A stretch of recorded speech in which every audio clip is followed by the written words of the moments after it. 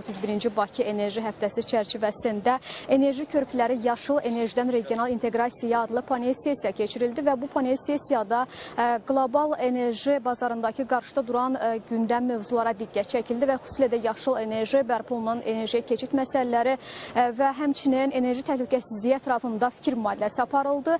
Hazırda bizim yanımızda Energetika Nazirinin müavini Orxan Zeynalov dayanıb və biz istəyərdik ki, ona suallarımızı ünvanlayaq və detallı məlumatları ondan eşidək. Hər vaxtınız xeyir olsun Orxan bəy.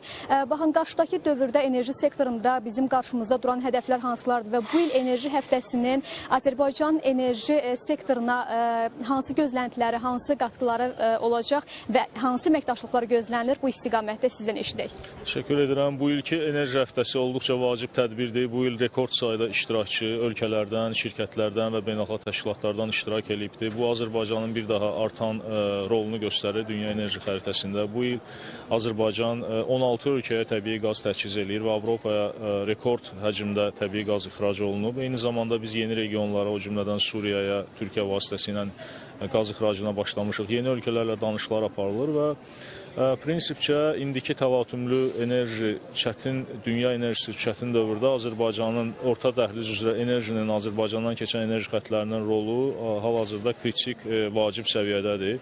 Eyni zamanda Azərbaycan bir sıra tərəfdaşlarla, Mərkəzi Asiya ilə, Türkiyə ilə, Gürcüstanla, digər region ölkələri ilə enerji koridorlarının, dəhlizlərinin inkişafı üzərində işləyir. Bildiyiniz kimi yaxın illərdə gələn ilin sonuna da 2 gigavat yaşıl enerji bizim enerji sisteminə inteqrasiya olunacaq. Növbəti 5 ildə, 6 ildə isə əlavə olaraq 6 gigavat enerji sisteminə deməli istehsal olunacaq və bunlar həm ixrac olunacaq, həm data mərkəzləri üçün enerji kimi istifadə olunacaq.